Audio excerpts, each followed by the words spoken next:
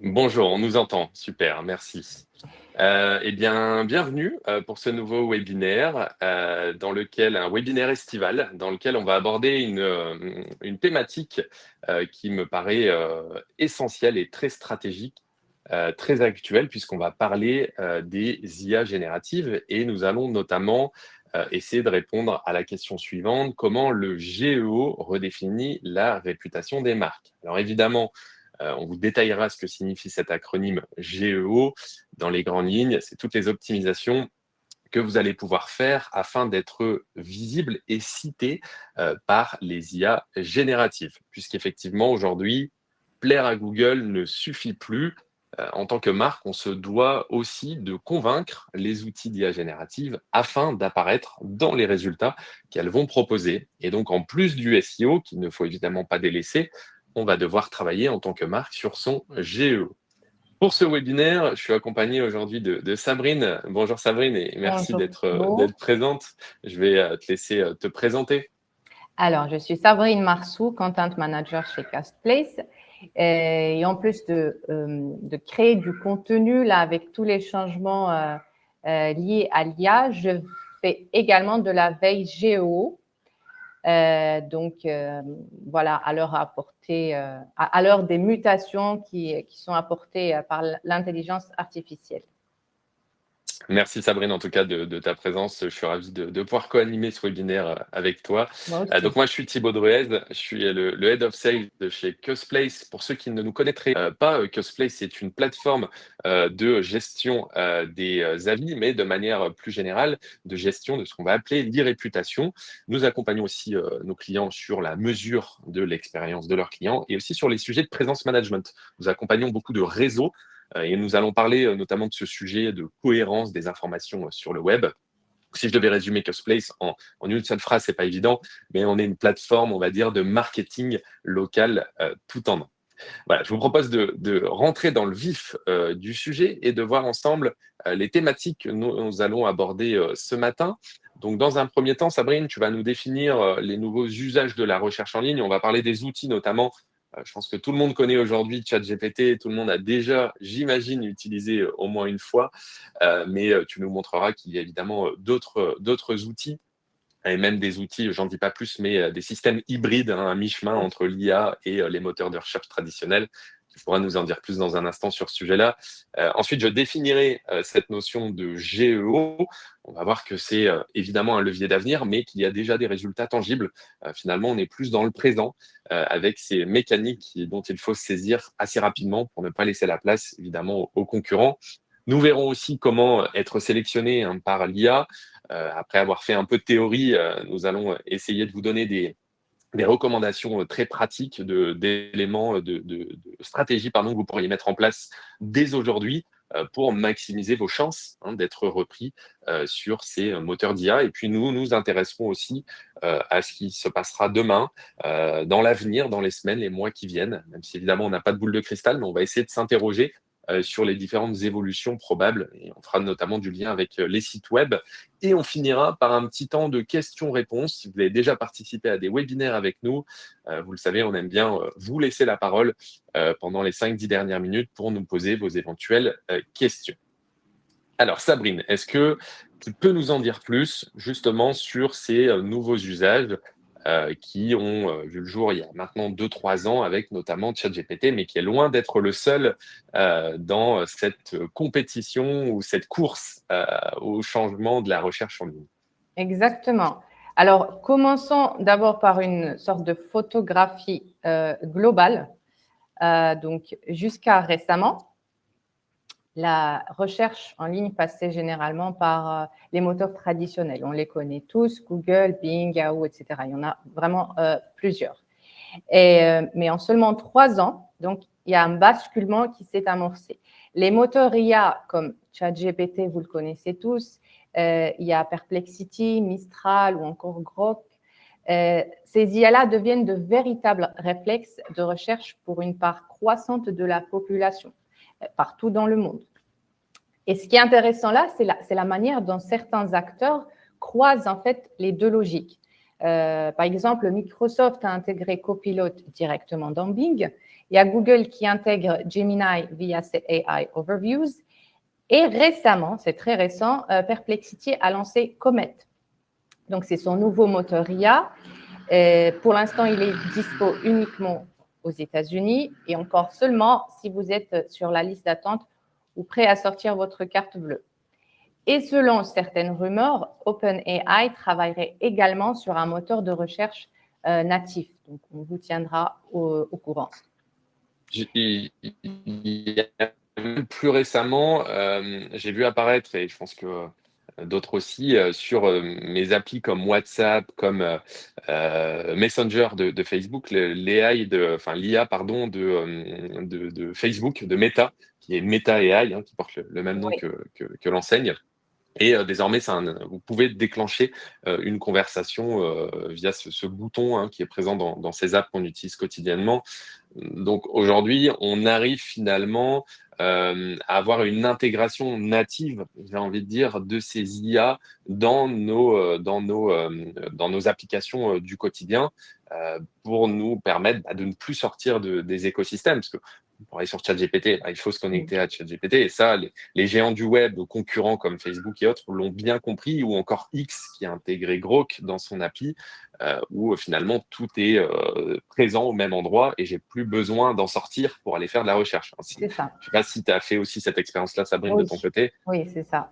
Donc, on n'a plus besoin d'aller vers Google pour faire ses recherches. On peut rester sur l'application et avoir les réponses qu'il nous faut, en fait. Donc, avec toutes ces technologies disponibles, ce sont surtout les usages et les comportements des internautes qui ont vraiment changé. Donc, et ça, on le voit dans les chiffres. Aujourd'hui, 28% des Français utilisent un moteur de recherche quotidiennement, un moteur IA. Et ce chiffre, il grimpe jusqu'à 50% chez les jeunes. Les jeunes, maintenant, ils utilisent les moteurs IA comme TikTok ou Instagram, etc. Donc là, on assiste à un véritable changement générationnel dans les réflexes de recherche. Aux États-Unis, par exemple, on prévoit en fait que le nombre d'Américains va augmenter. En 2023, on a enregistré 13 millions d'utilisateurs d'IA. D'ici moins de 2 ans, en fait, en 2027, le chiffre va atteindre 90 millions américains. Et Google n'est pas épargné. Ses propres AI Overviews, qui apparaissent aujourd'hui sur plus de 50% des requêtes aux US. Et certaines sources parlent même de 80% sur des requêtes informationnelles.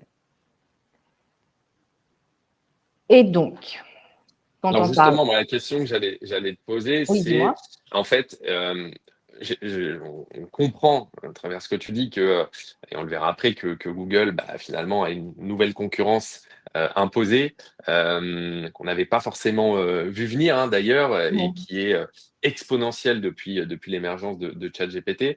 Et la question qu'on peut se poser, c'est est-ce que sont vraiment des concurrents dans le sens où est-ce qu'en tant qu'internaute, on va faire les mêmes requêtes sur une IA générative que celles qu'on va faire sur Google ou sur un moteur de recherche traditionnel, ou sont-elles différentes finalement? Alors, c'est les deux en fait. Comme on peut aller chercher sur Google, on voudrait s'informer, avoir des réponses factuelles. C'est la même chose pour les moteurs IA. Mais pour les moteurs IA, c'est encore plus personnalisé, j'ai l'impression. Moi, je l'utilise quasiment tous les jours, ChatGPT, pour des raisons professionnelles et personnelles. Et honnêtement, je suis très satisfaite des réponses que ChatGPT me fournit. Donc, c'est vraiment pour s'informer, pour suivre les tendances, découvrir les produits et les services d'une marque, etc. Donc, les tendances, en fait, ont changé avec l'IA. Donc, on va poser des questions directes et l'IA va nous fournir des réponses vraiment complètes. Et ce qui est intéressant, en fait, c'est que l'IA, depuis 2022 jusqu'à présent, a élargi son cercle social, en fait. Donc, on n'est pas juste dans la recherche d'une information ou d'une réponse factuelle, mais c'est vraiment devenu une sorte… moi, je trouve que les IA sont devenus des influenceurs, en quelque sorte. Donc, on est vraiment influencé par leurs réponses. Et c'est justement là que le géo entre en scène. Parce qu'il ne suffit plus maintenant d'être bien référencé sur Google, il faut devenir la réponse, structurer sa présence avec des signaux de confiance, apparaître dans les réponses IA. C'est en fait ça le nouveau défi. Et Thibaut, tu vas nous montrer pourquoi le géo n'est pas juste un levier d'avenir, mais c'est en fait une stratégie déjà payante. Oui, alors le GEO qui signifie Generative Engine Optimization, qui est en quelque sorte un cousin du SEO pour Search Engine Optimization que vous connaissez, qui concerne toutes les optimisations que vous allez faire pour pouvoir améliorer votre visibilité sur les moteurs de recherche traditionnels. Donc le SEO est basé sur une stratégie, on va dire, de mots-clés afin d'apparaître dans ce qu'on va appeler aussi les SERP, c'est-à-dire les résultats de recherche classiques. J'exclus les résultats naturels, j'exclus toute la partie ads et publicité. Donc, c'est vraiment une approche en SEO qui est centrée finalement sur le site, sur son positionnement dans les résultats de recherche et sur le taux de clic. Lui, à l'inverse, le GEO, introduit une nouvelle stratégie dite multicanal, puisque les IA génératives, on va le voir juste après, mais vont analyser l'ensemble du web. Et donc, il est important de s'assurer d'avoir une présence cohérente partout, sur tous les médias sur lesquels vous êtes visible, à savoir votre site Internet naturellement, mais peut-être des articles de presse, des blogs, des forums, des plateformes d'avis, etc. Et donc, s'assurer, encore une fois, de cette cohérence et de pouvoir être visible aux yeux de ces IA génératives pour ensuite être cités. Donc il n'y a pas vraiment de confrontation entre les deux, mais plutôt une complémentarité. Ce qu'il va falloir retenir de notre présentation, c'est pas du tout d'arrêter ce que vous faites à l'heure actuelle par rapport aux moteurs de recherche qui restent encore largement leaders. On n'est pas du tout en train de dire que c'est fini, loin de là, mais les codes sont en train d'évoluer et de changer. Et donc, c'est bien d'adopter des stratégies qui vont être complémentaires. Alors, quand on commence à comprendre avant de rentrer dans un jeu, plutôt, on va essayer de comprendre ces règles pour pouvoir jouer de la manière la plus optimisée possible, si je peux faire une métaphore. Et donc là, c'est le même principe avec ces IA génératives. On va essayer de comprendre comment elles fonctionnent de manière assez simple, finalement en trois grands points principaux, trois grands piliers. Tout d'abord, elles vont avoir accès à une quantité astronomique de data. Elles vont avoir accès au web, mais pas forcément en temps réel. Et donc, elles vont être entraînées, c'est vraiment le terme que vous avez probablement déjà entendu, elles sont entraînées sur une quantité, je le disais, assez importante de data, et elles vont ensuite pouvoir comprendre le langage naturel, elles vont comprendre ce qu'elles lisent et vont pouvoir reconnaître et identifier votre marque, vos produits, vos concurrents, les thématiques abordées, et surtout, elles vont pouvoir comprendre un ton qui est donné.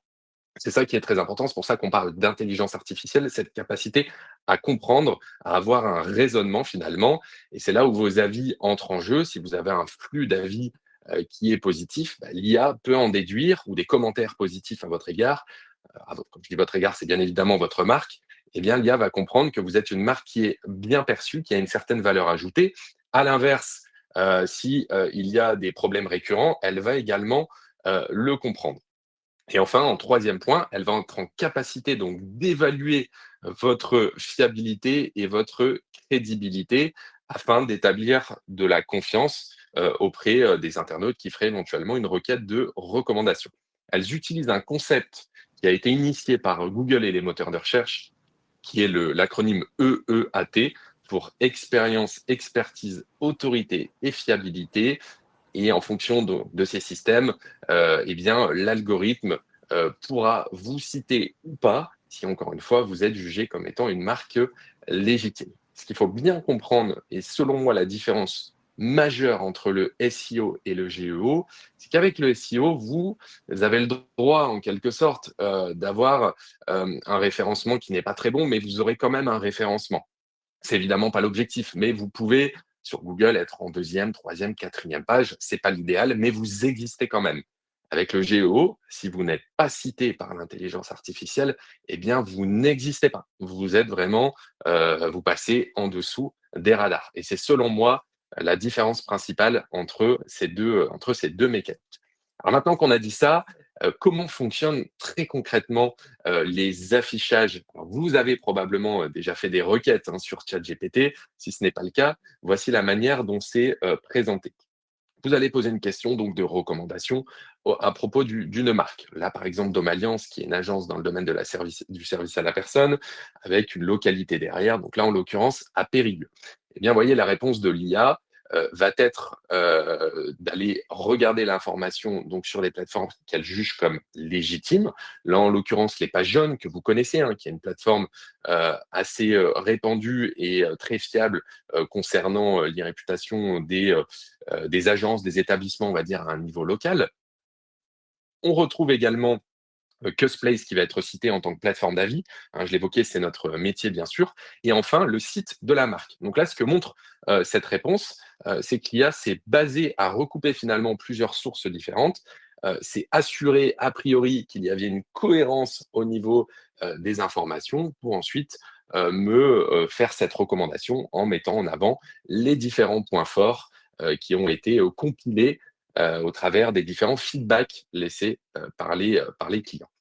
Du coup, le sous-texte, Sabrine en présente depuis un peu plus de 15 minutes, c'est que finalement, si on se détourne de plus en plus vers ces IA génératives qui nous fournissent des réponses synthétiques, qui nous font gagner du temps finalement, nous Ouais. évitent d'aller cliquer sur une multitude de liens, consulter une multitude de sites, en fait, elles font en quelque sorte ce travail à notre place. Et donc, elles vont plus loin que le moteur de recherche traditionnel. On pense évidemment à Google qui est largement leader sur ce marché-là. Est-ce qu'aujourd'hui, Google a du souci à se faire? Est-ce que ces IA sont vraiment des concurrents à Google? Et comment Google donc réagit avec les moyens colossaux qu'on lui connaît? Quelles sont ses réactions depuis maintenant 2-3 ans, depuis que ChatGPT a vraiment émergé et fait partie de plus en plus de notre quotidien? Alors, oui, en fait, c'est ça. Il y a une sorte de bataille entre les deux. Mais avant de plonger dans cette bataille, j'aimerais vous poser le décor. Donc, du côté des entreprises, par exemple, certaines ont observé jusqu'à 800% d'augmentation de leur présence dans les réponses générées par l'IA. Qu'est-ce que cela signifie? Ça signifie que leur contenu est de plus en plus pris ou cité, repris et cité dans les réponses des IA génératives. Donc, que ce soit sur ChatGPT, Perplexity ou autre. Mais en fait, et c'est là que le paradoxe commence, cette visibilité ne se traduit pas nécessairement en trafic sur leur site. Pourquoi? Parce que les moteurs IA fournissent la réponse complète sur leur interface. Donc, il n'y a vraiment plus besoin de cliquer pour trouver l'information. Résultat, 96% de trafic en moins par rapport au moteur classique. Donc, en gros, les utilisateurs obtiennent ce qu'ils cherchent sans avoir à visiter un site web tiers. Donc, et d'ailleurs, selon les derniers chiffres, 60% des recherches sur Google se terminent sans aucun clic. Donc, l'utilisateur se contente de la réponse fournie par les AI Overviews et ne va vraiment plus sur les liens proposés. Donc, on est Je pose passé… aussi une Pardon, question, pardon, oui, sur dis-moi. le côté sur la vérification des sources. En quelque sorte, on prend pour argent comptant, si j'ose dire, ce que l'IA nous fournit, Oui, sans forcément, de ce que je comprends à travers la stat que tu présentes, en tout cas, une majorité d'internautes ne prennent pas la peine d'aller vérifier les sources, ce qui peut poser un problème, puisque en quelque sorte, il y a une confiance aveugle qui est donnée à l'IA, alors qu'il peut y avoir un biais selon la source qui va être reprise. c'est ça. Mais comme tu vois, par exemple, dans les réponses fournies par ChatGPT, par exemple, il te cite les sources. Et du coup, quand un utilisateur voit le site web de la marque, là, pour lui, la réponse, elle est fiable, tu vois. Donc, ça dépend aussi de la source citée par l'IA. Mais en général, l'utilisateur, il y croit. Pour lui, c'est crédible. D'accord. Et ce qui peut renforcer peut-être la crédibilité, en tout cas, moi, quand je suis utilisateur, et je le suis comme toi, pas mal, on fait beaucoup de requêtes, évidemment, dans le cadre Oui. de nos métiers, tous les jours. On en a fait des centaines, voire des milliers depuis novembre 2022, pour voir les résultats, justement, de nos clients, leur capacité à bien ressortir, etc. Et moi, ce que je trouve rassurant, c'est la cohérence. En fait, c'est ce que je présentais avant, c'est le fonctionnement même de l'IA, c'est de s'assurer qu'il y ait une cohérence entre le site web et des sources tierces Oui. qui sont, en tout cas, qui peuvent être jugées comme étant impartiales. Parce qu'évidemment, sur notre site web, on a toujours tendance à vouloir se mettre en avant, et c'est logique, c'est tout à fait normal, mais l'IA va recouper encore une fois cette info avec ce qu'elle peut trouver ailleurs. C'est ça, voilà, c'est exactement ça. Et donc, comme je disais, là, on est passé d'un web qui redirige vers un web qui centralise et qui cherche vraiment à retenir l'utilisateur. Et donc, tous ces changements-là, ils ne sont pas arrivés du jour au lendemain. C'est vraiment un fruit d'un enchaînement rapide et de riposte entre les géants de l'IA et le géant américain. Et c'est justement ce que je voudrais vous montrer, c'est cette chronologie, en fait. On s'en souvient tous, ça a commencé en fin 2022, exactement en novembre 2022, avec le lancement de ChatGPT. Quelques mois plus tard, Google réagit avec Bard. Donc, en parallèle, 2 mois plus tard, Google dévoile la SGE, Search Generative Experience. Et l'année d'après, Bard devient Gemini et la SGE devient AI Overviews. Récemment, tout juste en début 2025, l'interface débarque, AI Overviews débarque en Europe. Toujours pas en France, n'est-ce pas Thibaut? Non, alors toujours pas, puisqu'il y a, alors si vous avez suivi des webinaires précédents, on en avait pas mal parlé. Il y a des réglementations européennes. Il y a eu notamment le DMA. Alors, Google n'a pas certifié que c'était pour cette raison que le déploiement en France tardait un peu. Mais on peut imaginer que ça ait une influence en tout cas. Donc effectivement, ce n'est toujours pas disponible. Ce qu'on comprend à travers cette chronologie aussi, Sabrine, c'est que finalement, Google essaie de réagir un petit peu à chaud. On a le sentiment qu'ils sont un peu dépassés quand même, qu'ils n'avaient peut-être pas anticipé cette émergence, en tout cas ce développement exponentiel de ChatGPT. On a l'impression qu'ils cherchent un peu en déployant des solutions, en changeant de nom, en les modifiant, en ne déployant que dans certains pays. On a l'impression que c'est un peu la course à rattraper un peu son retard. En tout cas, c'est le sentiment que ça peut donner. C'est justement ça, oui. Donc, en quelque sorte, Google essaye de faire évoluer son écosystème pour rester dans la course, en fait. Et justement, je voulais vous montrer un exemple. Là, par exemple, j'ai tapé une recette basique d'homme alliance, périgueux, recommandation. Et vous pouvez voir l'affichage, l'aperçu IA, le petit résumé là. Donc, la réponse est synthétique, elle est claire et surtout visible directement dans la SERP.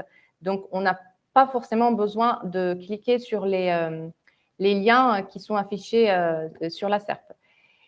Et je voulais aussi vous parler du fait que Google pousse son propre modèle Gemini et il l'a intégré à des expériences plus avancées. Il y a Deep Search, une fonctionnalité qui n'est disponible qu'aux États-Unis. Elle vient pour donner des résultats beaucoup plus profonds, une réponse beaucoup plus avancée.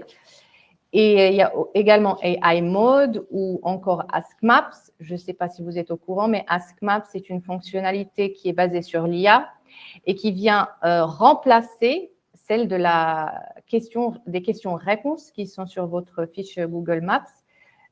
Donc, ce n'est toujours pas disponible en France, mais on présume que ça sera disponible d'ici quelques mois. Donc, en réalité, ce qu'on voit ici, c'est une sorte de bataille.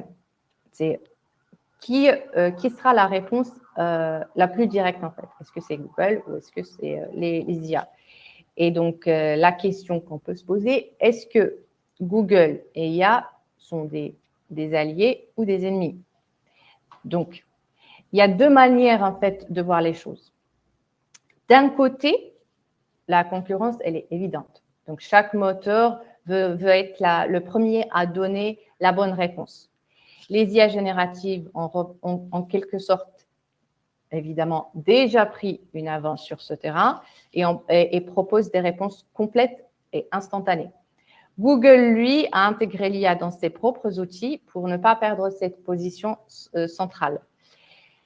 Mais il y a aussi une sorte de complémentarité. Donc, les IA sont très utiles dans les phases amont du parcours utilisateur, c'est-à-dire pour découvrir, pour s'inspirer, brainstormer, etc. Mais Google, lui, il reste irremplaçable pour l'action. Tout ce qui est clic, réservation, comparaison en temps réel, là, Google s'en occupe toujours. Et justement, voici un exemple que je voudrais vous montrer. Donc, j'ai demandé à ChatGPT de me programmer, enfin planifier les vacances. Donc, ma question, c'était je veux partir au Maroc en octobre avec un budget max de 150 € le vol pour une semaine, belle plage, vie nocturne, etc. Ce qu'a fait ChatGPT, c'est qu'il a analysé, filtré et m'a donné des suggestions. Donc, il a croisé tout ce qui est météo, ambiance, activité, le prix estimé des vols. Et donc, le résultat, c'est une sorte de présélection des villes pertinentes en fonction de ce que j'ai demandé. Donc, en fait, c'est génial. Je trouve ça vraiment génial pour gagner du temps. Et ça m'évite aussi d'ouvrir une dizaine d'onglets. Mais là, ça m'aide vraiment à savoir où je veux aller. Mais ensuite, faut-il réserver mon billet d'avion? Et c'est là que je reviens au bon vieux réflexe, Google.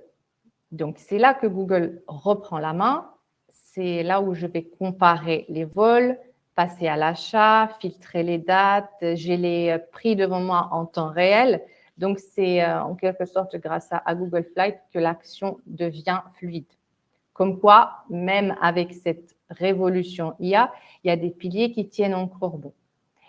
Et donc, ce que je pourrais dire, c'est que l'IA et Google ne jouent pas sur le même moment du parcours utilisateur, mais pour le moment, il y a une certaine cohabitation qui s'installe. Après, chacun veut occuper la première place dans la tête de l'utilisateur. Et Thibaut, pour occuper cette première place, encore faut-il être sélectionné par l'IA. Donc, voilà. Exactement. La question qui vient maintenant, au-delà des concepts un peu théoriques, c'est finalement qu'est-ce que vous pouvez mettre en place dès aujourd'hui afin d'être cité, en tout cas afin de maximiser vos chances d'être cité dans les IA génératives, puisque c'est pas encore une science exacte à l'heure où on se parle, on découvre au fur et à mesure et tout ça évolue. En tout cas, parmi les milliers de requêtes qu'on a pu faire sur plusieurs années, on se rend compte que les avis clients restent un pilier fondamental et au-delà, pour le coup, de rassurer vos prospects, ils ont aussi cette fonction de déclencher ou pas l'apparition dans les IA génératives. Alors pourquoi? Eh bien tout simplement parce que ils permettent, on l'a vu tout à l'heure, mais de donner un ton finalement et une information qui est impartiale. C'est un vrai signal de confiance qui est bien plus puissant que ce que vous allez dire de vous-même en tant que marque. Et donc, l'IA va s'en servir pour valider, encore une fois, ou non, votre e-réputation. C'est une preuve sociale et un paramètre majeur de l'algorithme de ces IA, même si ce n'est pas le seul. Et du coup, comment vous pouvez maximiser, on va dire, cette stratégie et comment vous pouvez développer son impact? S'il y a bien un mot, selon moi, à retenir de ce webinaire, c'est le côté diversification. On l'a vu tout à l'heure avec un exemple très concret. Est-ce que tu peux me recommander telle agence à tel endroit? On a vu que plusieurs sources étaient citées, hein. Pour rappel, page jaune, Custplace, le site de la marque. Et donc aujourd'hui, s'assurer d'avoir une diversification, c'est élémentaire. Avoir une diversification sur des plateformes qui ont du sens par rapport à votre écosystème. Si vous avez un restaurant, ça peut être par exemple The Fork. Si vous avez un hôtel, ça peut être TripAdvisor. Si vous avez une agence dans le domaine du service à la personne, d'être sur les pages jaunes. Vous voyez, selon, il n'y a pas de réponse type, ça va dépendre aussi de la nature de votre activité. Premier point. Deuxième point, le fait de s'approprier, et je le lirai d'ailleurs avec le cinquième point qui est authentifier, de s'approprier, de capitaliser sur vos propres avis authentiques, puisqu'on l'a vu également, l'IA va regarder ce qui est dit dans votre écosystème et sur votre site web et va pouvoir identifier le fait que vous ayez vos propres avis authentiques. La notion d'authentique est très très importante, sinon ce serait trop facile. Il suffirait d'intégrer des avis en se mettant 5 étoiles avec un petit commentaire qui nous arrange, ce serait beaucoup trop facile. L'IA est capable de comprendre que vous travaillez avec des plateformes dont c'est le métier, avec cette neutralité qui est évidemment indispensable. Donc ça, c'est le deuxième et cinquième point, si j'ose dire. En troisième point, le côté réponse. Alors ça, évidemment, vous allez me dire, c'est pas nouveau par rapport au SEO. Bien sûr, hein, il y a des passerelles entre GEO et SEO. Le fait de répondre et d'animer vos avis reste un élément qui est majeur et qui est regardé. Et enfin, le côté accessibilité. Rendre vos avis accessibles en respectant les critères du RG2A, c'est le référentiel qui permet l'accessibilité à tous des outils en ligne et du digital, et donc s'assurer que puissiez respecter au travers de vos intégrations les guidelines, les grandes lignes directrices imposées par ce référentiel. Alors, les avis ne sont évidemment pas le seul paramètre pour être visible dans ces IA. Ce serait trop facile ou pas, me direz-vous, mais en tout cas, il y a d'autres éléments sur lesquels vous pouvez travailler, notamment la structure de votre contenu. Alors, dans les grandes lignes, c'est avoir un contenu qui est bien organisé, qui est balisé, comme on dit dans le jargon, et qui est surtout facilement interprétable par les IA. Les IA aiment bien le langage parlé, si j'ose dire, le conversationnel. Et donc, le fait d'intégrer des FAQ avec des termes qui sont adaptés et proches du langage conversationnel, ça peut évidemment être un plus. Le côté autorité et notoriété de votre marque, donc votre capacité à être perçus comme des experts dans votre domaine, à être aussi relayés sur d'autres sites que le vôtre, hein, d'avoir des liens qui pointent vers votre site en étant repris sur certains blogs, des articles de presse. Tout ça concourra aussi à améliorer votre capacité à être identifié par les IA. Et enfin, dernier point, le côté fraîcheur et régularité. On peut aussi faire des passerelles, bien sûr, hein, entre ces éléments et ceux du SEO. Donc, votre capacité à avoir des avis régulièrement, à mettre du contenu à jour. Tout cela permettra d'être des signaux vraiment très positifs. Maintenant, il y a un autre point qui est, selon moi, important, c'est la notion de requête vraiment ancrée dans le quotidien. Sur Google, vous le savez peut-être, enfin, sur les moteurs de recherche de manière générale, quasiment, la moitié, on va dire, des requêtes qui sont émises sont des requêtes d'ordre local. Donc, par exemple, caviste autour de moi, coiffeur à Lille, etc. Et donc, c'est la même chose, hein, ça se déporte finalement sur les IA génératives. On va poser ce type de questions. Est-ce que tu peux me recommander un opticien à Nantes? Est-ce que tu peux, là à l'écran, je veux faire les fenêtres de ma maison, je suis à Perpignan, est-ce que tu peux me recommander un spécialiste. Hop, et du coup, dans ce cas-là, l'IA va croiser plusieurs éléments. Tout d'abord, l'intention. On le voit clairement dans la question qu'on pose, on cherche une recommandation. Donc, premier point. Le deuxième point, les signaux au niveau local. Là, on est à la recherche du côté de Perpignan et donc le fait d'avoir une fabrication locale, eh bien, c'est pris en compte par l'IA dans sa réponse. Et enfin, le dernier élément, on l'a évoqué, les retours d'expérience client et donc les avis avec, bien sûr, une mise en avant de la moyenne générale et de la volumétrie d'avis. Dans ce contexte, si vous avez un réseau avec plusieurs magasins, plusieurs agences, plusieurs enseignes, eh bien, votre store locator, c'est-à-dire les pages dédiées à vos agences, c'est plus un simple outil pratique, ça devient vraiment une brique qui va être essentielle pour votre stratégie de visibilité. Alors, il va falloir bien sûr enrichir votre contenu propriétaire avec vos avis clients, les horaires, vos services proposés, du contexte local, etc. Être le plus exhaustif possible. Et ça devient un véritable enjeu et un véritable signal fort que vous allez envoyer au moteur d'IA génératif. Donc, dans ce contexte-là, il faut pouvoir repenser ou améliorer en tout cas son store locator, encore une fois, dans le cas où on aurait un réseau, puisque ça devient un véritable levier. Il l'est déjà pour le SEO et ça le devient aussi pour le GEO, en utilisant donc des avis, on l'a vu normés NF, donc qui vous appartiennent, en affichant votre réputation globale pour toute votre marque et aussi vos notes au niveau local, puisque si moi je suis client à Perpignan, et bien finalement ce qui va être dit à Lille ou à Brest ou à Strasbourg, ça me concerne moins. Donc moi ce qui m'intéresse c'est ce qui est dit au niveau local et aussi bien sûr les réputations au niveau global. On l'a vu opter pour une intégration qui soit fluide et adaptée notamment aux critères du RG2A et le côté réponse, animation des avis, ça ne change pas par rapport au SEO. Et d'ailleurs, au-delà des mécaniques SEO, GEO, j'en profite pour faire une petite parenthèse, mais le fait de répondre à vos avis, c'est avant tout pour remercier vos clients lorsqu'on est face à des avis positifs. Ça va paraître logique ce que je dis là, mais c'est bien de le rappeler. Et aussi rattraper certaines situations quand vous êtes face à des avis négatifs, parfois pour certains clients. Et ce que je vais dire là, ça va peut-être faire écho pour certains d'entre vous qui n'ont pas réussi à avoir le service client au téléphone, qui ont eu un problème, laisser un avis négatif, c'est un peu leur dernier recours. Et donc le fait d'y répondre, vous allez pouvoir amener des éléments de solution parfois. Le client va aussi pouvoir revoir sa copie, peut-être mieux vous évaluer.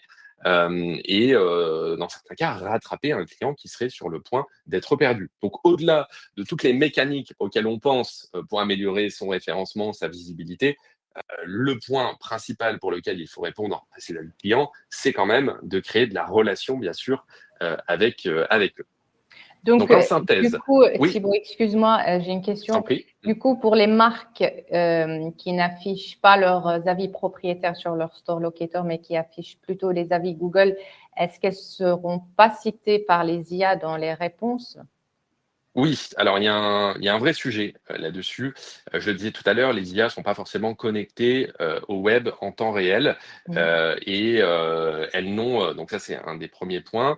Alors certaines le sont, hein, les systèmes hybrides, on l'a évoqué avec Perplexity.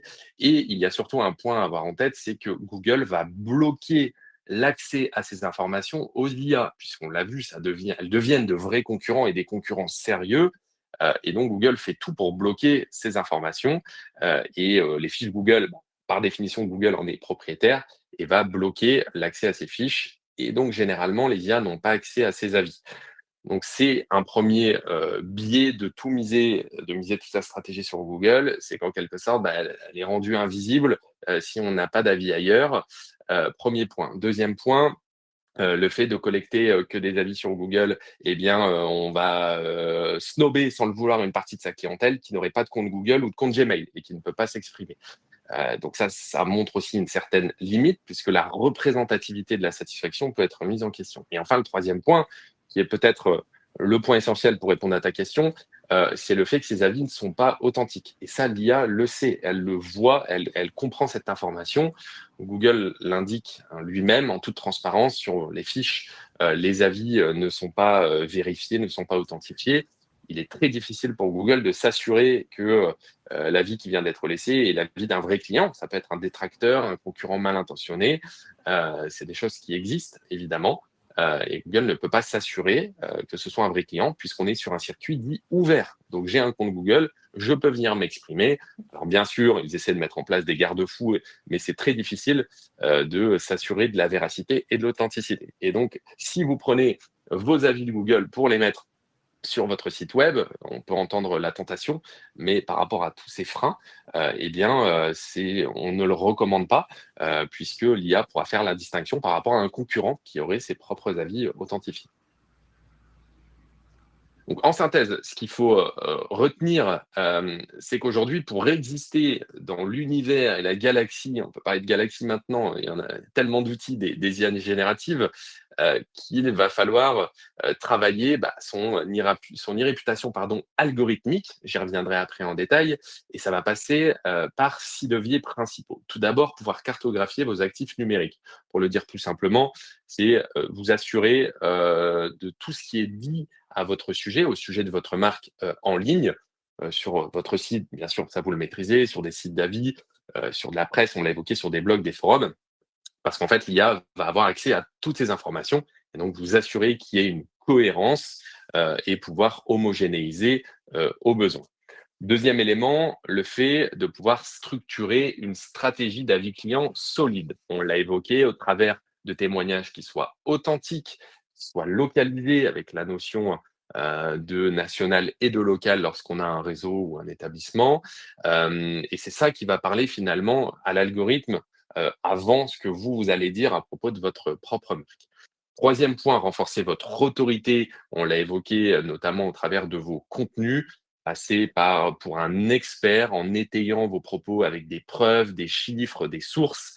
L'IA va récompenser ce qui lui paraît être crédible.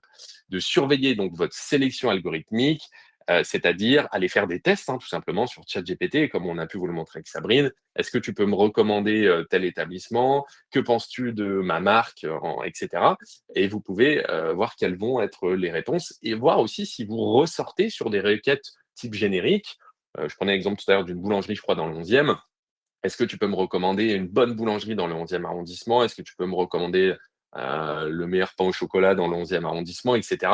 Et voir si vous êtes cité, si vous êtes repris. Donc, c'est en quelque sorte faire un audit interne. Il existe des outils maintenant, d'ailleurs, qui vous permettent de surveiller votre capacité à bien ressortir, mais tout ça est relativement récent.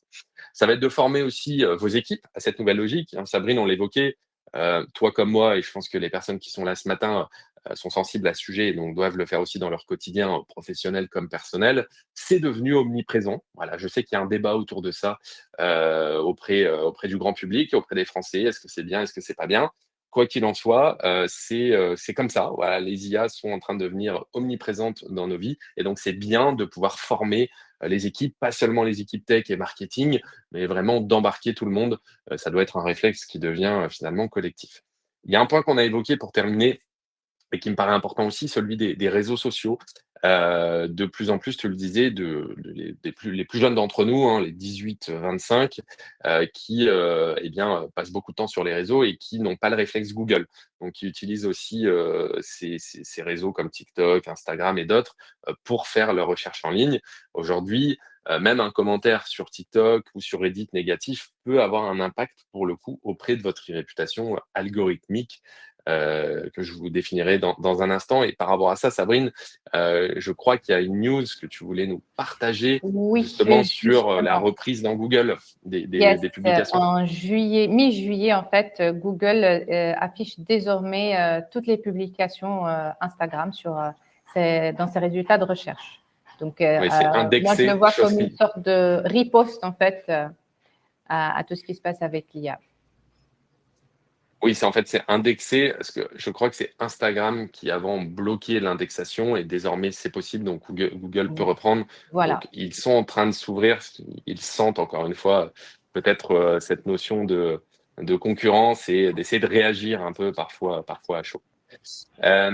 Justement, sur le côté e-réputation algorithmique, pour le dire avec des mots simples et pour retenir vraiment, on arrive déjà à la fin de ce webinaire, c'est l'image finalement que vont se faire les intelligences artificielles sur vous par rapport, alors quand je dis sur vous, encore une fois, c'est sur votre marque, pas vous personnellement, par rapport à tout le contenu auquel elles ont accès et qu'elles vont analyser. Et elles vont s'assurer qu'il y ait une cohérence entre ce que vous dites de votre propre marque et ce que l'écosystème digital dit de vous. Donc, on l'a évoqué, les avis, les forums, les blogs, etc., etc. Et c'est elle qui va déterminer si vous êtes visible, crédible, ou alors si vous êtes totalement absent des radars. Et demain, donc on en parlait tout à l'heure, on n'a pas de boule de cristal, mais que va-t-il advenir dans un futur proche, notamment des sites web, puisque Sabrine, tu le disais, aujourd'hui, c'est un peu les grands perdants de l'avènement et de l'émergence de ces IA, puisque tu le disais, moins de taux de clics, donc moins de trafic, donc moins de visibilité, et in fine, peut-être moins de business. C'est ça. Alors, toutes ces questions, évidemment, on n'a pas la réponse, ce serait trop beau, mais ce qu'on présage ou ce qu'on pressent, c'est que finalement, les sites web auront une double vocation. Celle celle qu'ils ont toujours eue, c'est-à-dire accueillir du visiteur, donner envie, créer du lien avec ses clients ou ses futurs clients, passer des commandes pour les sites marchands ou alors attirer vers le magasin pour des enseignes physiques. Mais ne vont-ils pas aussi se transformer en lieu d'accueil, en quelque sorte, pour les IA, voire même les agents IA, et ces IA vont devenir finalement un filtre, en quelque sorte, c'est ce qu'on pressent, entre la marque et ses clients. L'IA sera entre les deux pour juger finalement si telle ou telle marque est légitime par rapport à tel ou tel client. Et donc, dans cette configuration-là, comment réussir à maintenir un lien direct et un engagement quand on retrouve un filtre qui nous est en quelque sorte imposé.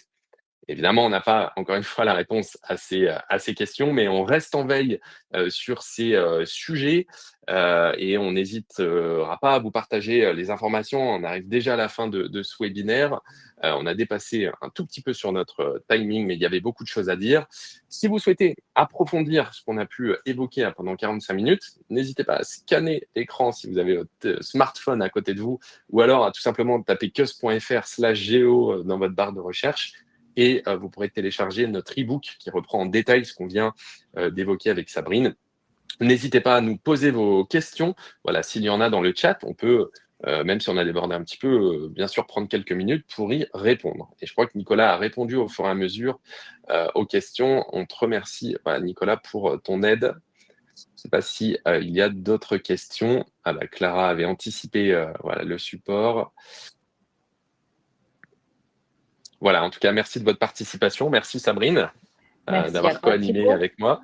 S'il y a des questions, encore une fois, n'hésitez pas. Merci à toutes et à tous. Apparemment, on n'a pas de questions. Pas de questions.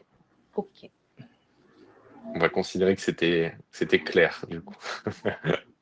Bon, n'hésitez pas, vous voyez nos coordonnées apparaître à l'écran. S'il y a des questions qui vous viennent à l'issue, vous pouvez contacter Sabrine sur les sujets d'IA, me contacter aussi sans aucun problème. On sera un plaisir d'y répondre. Vous voyez nos mails apparaître, c'est tout simplement nos prénoms, @keusplace.com. Voilà, merci une fois de plus pour votre participation à ce webinaire estival. On vous souhaite un bel été. On vous donne rendez-vous en septembre en pleine forme pour un prochain sujet dès le mois de septembre. Si vous êtes inscrit aujourd'hui, vous recevrez les infos pour le prochain webinaire avec une nouvelle thématique.